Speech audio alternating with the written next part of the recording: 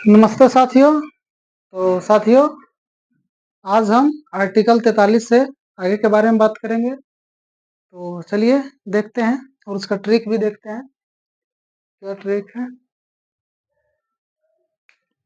तो पहले ट्रिक ही लिख लीजिए, TRICK। लिखिए, उद्योग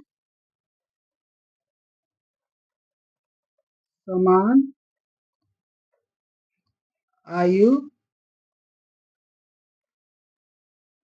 आरक्षण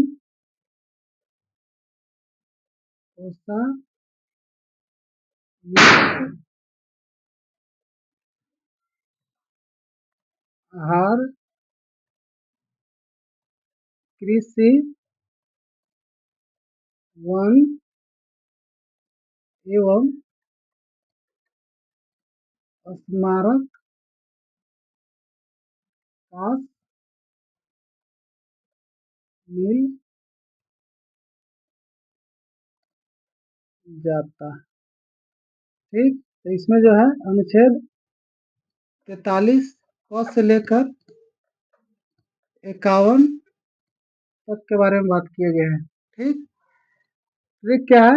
उद्योग समान आयु आरक्षण कोषायुक्त आहार कृषि वन एवं स्मारक काश मिल जाता। चार 5 बार लिखिएगा तब जाके क्लियर होगा। तो लिखिए, अनुच्छेद 43 क, इसमें चर्चा किया गया है उद्योग प्रबंधन में कामगारों की भागीदारी। कहने का मतलब है उद्योग प्रबंधन में कामगारों की भागीदारी।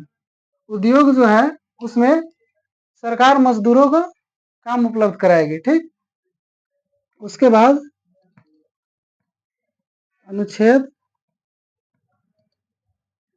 44 उद्योग समान, उद्योग हो गया यहाँ समान, समान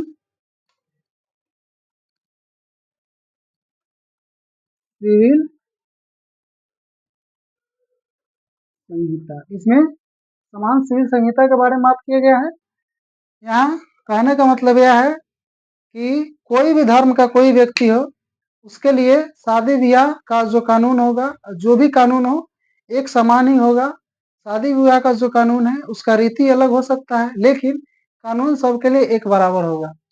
उसके बाद अनुच्छेद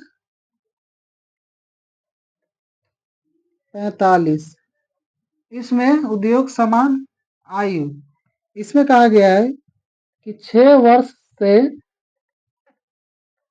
कम उम्र के बच्चों,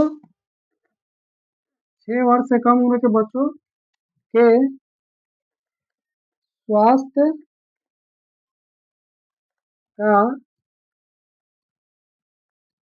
देखभाल करना सरकार का जिम्मेवारी है। यानी 6 वर्ष से कम उम्र के जो भी बच्चे हैं उसके स्वास्थ्य का देखभाल करना किसकी जिम्मेवारी है? तो सरकार की जिम्मेवारी है। ठीक, अनुच्छेद 46 देखिएगा,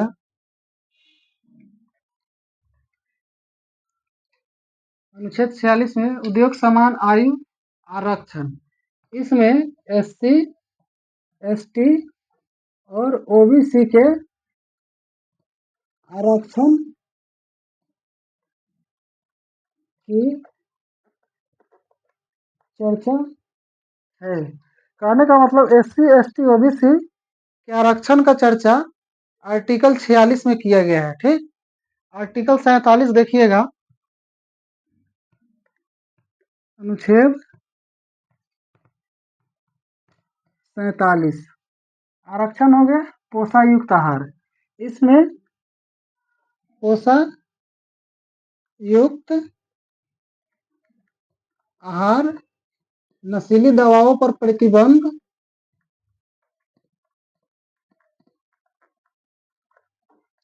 और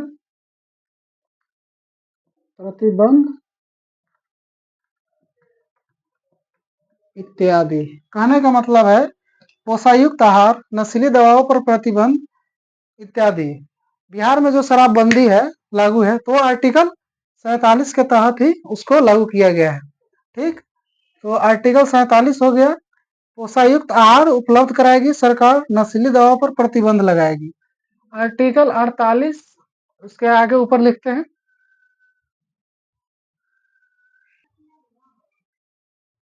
तो साथियों अनुच्छेद 48 पे लिखिएगा।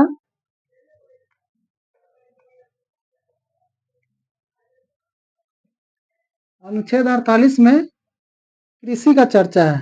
इसमें कृषि की चर्चा है। आर्टिकल 49 लिखिएगा,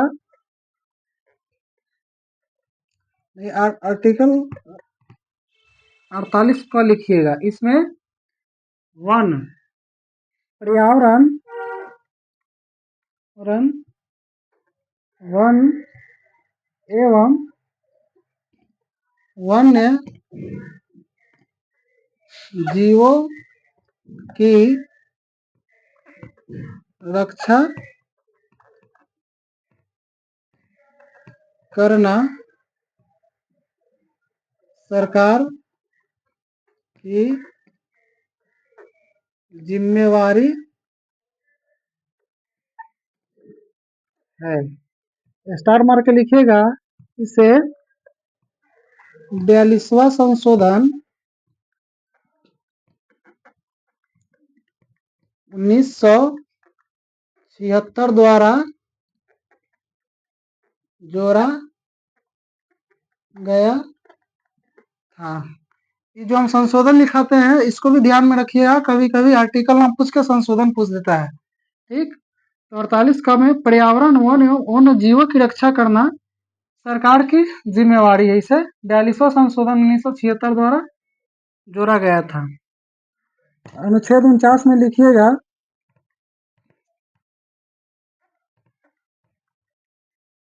कृषि वन स्मारक, राष्ट्रीय स्मारकों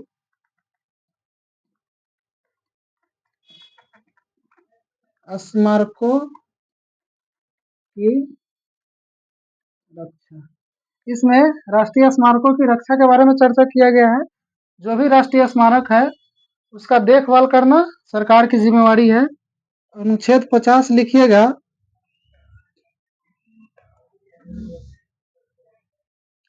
अनुच्छेद 50 में कार्यपालिका से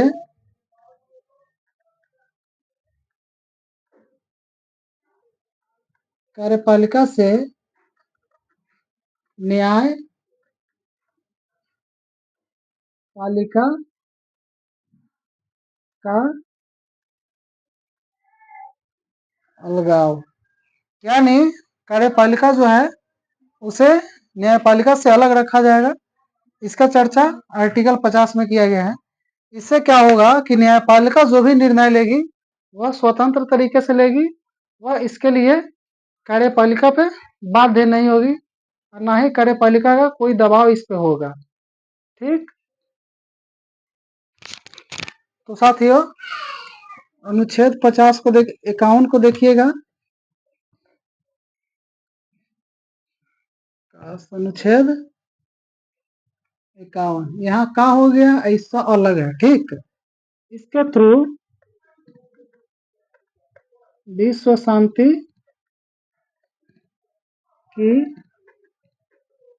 चर्चा की गई है, यानी आर्टिकल 51 विश्व शांति की चर्चा की गई है। ठीक, नोट मार के लिखिएगा, इसी के तहत Bharat UNO, United Nation Organisation का सदस्य बने। तो साथियों, राज्य के नीति निर्देशक तत्व जो है उसका आर्टिकल क्लियर हुआ, और इसका जो कुछ इंपॉर्टेंट पॉइंट है जो अलग से पूछता है उसे हम कल के वीडियो में बना देंगे। तो साथियों, आज के लिए इतना ही रहने देते हैं। तब तक के लिए धन्यवाद। शुभ रात्रि।